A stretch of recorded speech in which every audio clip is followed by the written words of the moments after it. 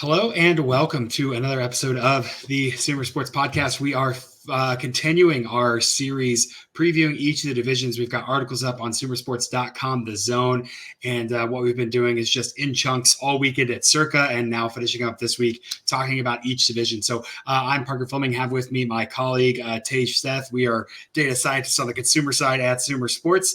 And Tej, we're both going to be launching kind of individual podcasts starting in the next couple of weeks for Sumer, and I'm excited about get those started. I'm excited we have an opportunity here to talk a little bit about these divisions. So let's go ahead and dive into the AFC North. Tej, I'll read off the odds really quickly, and then would love to have your thoughts on these teams. So we have projected the Cincinnati Bengals with a 46.7% chance to win the division, 74.2 for the playoff. The Ravens at 23.7 for the division, 59.3 for the playoff.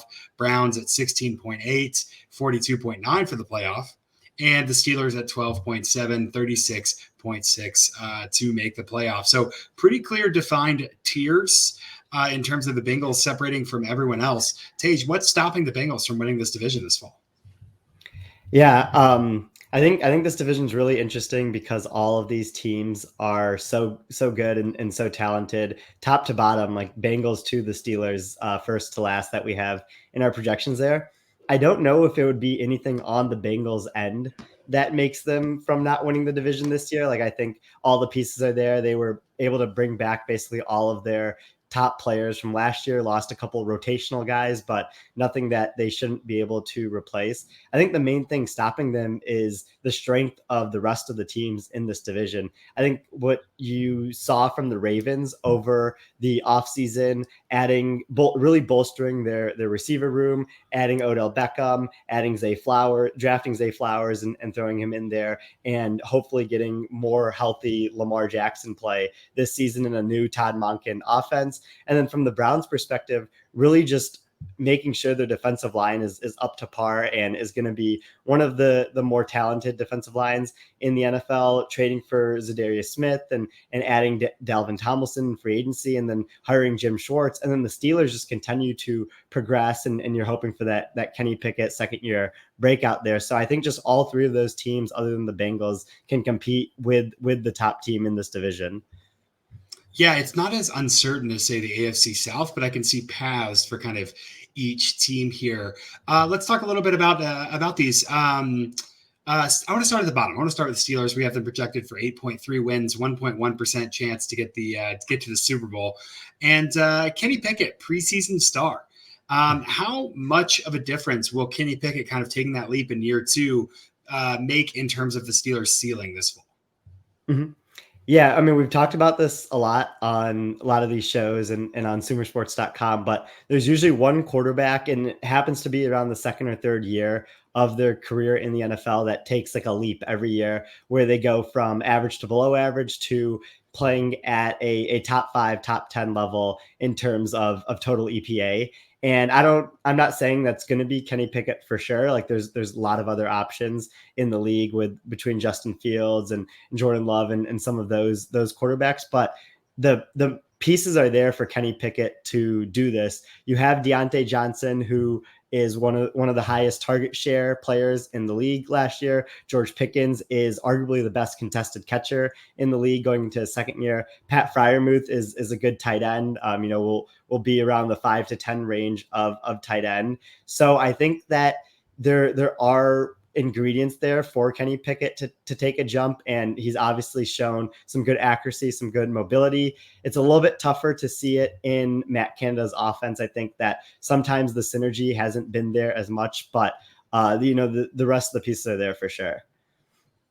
Yeah, it makes a lot of sense, and I like the emergence of Jaylen Warren as an option out of the backfield as well, in addition to Najee Harris. All right, looking at this division, what about the Browns? I've heard the word underrated thrown around about the Browns. They have a solid core and potentially a quarterback who has at times played at an elite level. Tej, are the Browns underrated? Yeah, I mean, I think they've been talked about as underrated for so long now. They've probably become properly rated in terms of the betting market and the way people are seeing them. I mean, again, like when you talk about roster makeup, like everything you'd want to see from a roster is there with the Browns, and I think that's why me, along with so many others, like Sean Syed and some other really smart people that I respect, are really high on the Browns this year. Top five offensive line, and you're bringing back a lot of those pieces. David Njoku continues to ascend at the tight end position. Elijah Moore, you trade for him, and he's going to work in nicely with Amari Cooper and Donovan Peoples-Jones. And then obviously Nick Chubb is still arguably the best pure rusher in the NFL. And then on the defensive side of things, like I mentioned earlier, like you trade for Zadarius Smith, you sign Dalvin Tomlinson. Jim Schwartz comes in as defensive coordinator, and he's going to be, I think, a lot better from a scheme perspective. And he really focuses on defensive line. And then you can hope for some bounce back from certain players in the secondary, like Denzel Ward, knowing how variable that coverage is in general. I mean, at the end of the day, it really comes down to what version of Deshaun Watson will we see? Will we see the 2020 version where despite the Texans going 4-12, they were actually like a 7-win team by point differential, and he was the main reason why they were able to even compete in most games? Or will we see last year's Deshaun Watson where even though there were some bad weather games, he still didn't play at a good level at all? Like he was one of the most underperforming quarterbacks in the league last year. Kevin Stefanski and that supporting cast has got Baker Mayfield and Jacoby Brissett to rank top 10 in EPA per play in previous seasons. So maybe they're able to do that with Deshaun Watson, but he is definitely the X factor for this team. Yeah, and you have to wonder how the kind of full season cadence and not missing games will affect that performance and let him kind of develop as well. I think the ceiling in Cleveland is certainly very high. Mm-hmm. We did spend a little bit of time on the Ravens, but I want to dive in a little bit deeper. I'm interested in the fact that Todd Monken might be a difference maker for a team that really has felt like better than its record, better than its outcomes for a couple of years here in terms of the talent who's there. Like you mentioned, they bring in Zay Flowers to bolster an already deep core, and they have Lamar Jackson, who, when he's on, can be one of the best in the league. How does this kind of brutal simplicity, this explosive offense that Todd Monken brings, change your perception of the Ravens? What do you think their ceiling is this year? Mm-hmm. Yeah, I mean, I think that the Ravens are probably going to lose a little bit in the run game. Greg Roman, going back to his entire career, like with the Stanford days all the way through his final stop with the Ravens here, was one of the best run game coordinators at any level of football. But the passing concepts were so archaic, I thought, that Baltimore had to make this move to Todd Monken. I want you to touch on this here after I'm done, but I mean, like the passing concepts that he drew up at Georgia, getting Stetson Bennett into the right situation, using the talent that they had at tight end between Brock Bowers and Darnell Washington. I could see that with Mark Andrews and Isaiah Likely in Baltimore. And then you throw in that added receiver talent. Odell Beckham Jr. is a very high variance player going into the season, coming off an injury, but we know that the talent is there. All the backside digs he was able to run with the Rams in 2021 that helped them win the Super Bowl was crucial. And then early preseason analysis, but Zay Flowers looks really twitchy, carrying over from his college days already. So I think that offense could be really fun. But yeah, can you talk about Monken and like some of his ability to scheme tight ends and what he did at Georgia? Yeah, well, what was so interesting is I think that we, doing projections at Sumer and kind of understanding a player level impact are really high on Mark Andrews. Obviously, I think anyone who's looking at stats is. And what I'm really interested in is kind of the versatility of packages that Monken brings. You look at guys like both Darnell Washington, who, again, for the Steelers, looks like he might be playing around and taking a starting job there, or at least taking some reps. And with Brock Bowers, the young freshman, at Georgia, being able to incorporate both of them differently and together and kind of create another dimension. A lot of what he did at Georgia was just putting together pieces well. Of course, he had pieces. He had an overwhelming talent advantage at a lot of positions, but he took guys like Ladd McConkey and made them great. He made Stetson Bennett look like a quarterback way above his level, and so was able to really put those pieces together. It's I think from an intrigue angle, it's one of the more interesting storylines in football to me this fall, because Lamar Jackson does feel like the unsolved puzzle. right? Like, how can we make this guy reach the ceiling we all believe is there? And if there's anyone to do it, it's going to be Monken. But we've heard all sorts of things from, wristbands going away to simplifying the offense to potentially tweaking a little bit better. So I'm really interested in Monken's kind of ability to put together the puzzle and what this offense that has a high rushing attack, but should have a very potent passing attack as well, will look like. As kind of the Monken effect ripples and takes hold this fall. Tej, if you had to look at one of these teams, Cincinnati, Baltimore, Cleveland, Pittsburgh, we're looking at these four. We're asking this question every week, for every division rather. 5 years in the future, who are you highest on? Who would you rather be in charge of in 5 years in the future? Mm-hmm. Yeah, I mean, I do love talking about these questions. Each time we talk about them, I thought Matthew Collar gave a really great answer on the NFC North show that we did, and then you had some really good insight on the AFC South show that we did previously. But for the AFC North in particular, I think it would be hard to not say the Bengals here.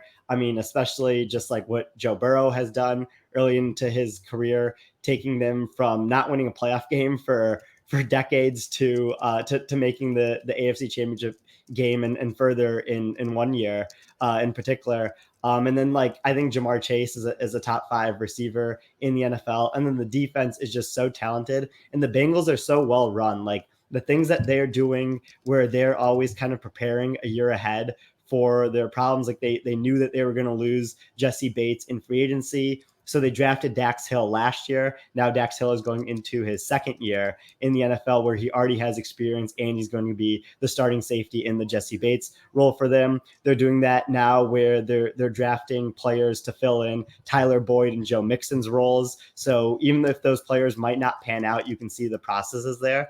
But I think that all 4 of these teams have really great futures. I think that Lamar Jackson, from a quarterback perspective, is right up there with Joe Burrow. I don't know if the Ravens have the roster talent maybe that the Bengals do, but Mike McDonald is one of the best defensive coordinators in the NFL and has only been there for a year. So we'll see how long he stays in Baltimore, but I really like how they have him to kind of scheme up a defense that's probably less talented than the Bengals. And then everything that we talked about with the Browns and Steelers as well, where you have to be excited about Kenny Pickett and the young receiving options that the Steelers have, not to mention TJ Watt, who's one of the best pass rushers in the league. And then same thing for the Browns, where you have to be excited about their receiving options, and Myles Garrett obviously being another one of the best pass rushers in the league and one of those. But I would go with the Bengals. What do you think in this scenario?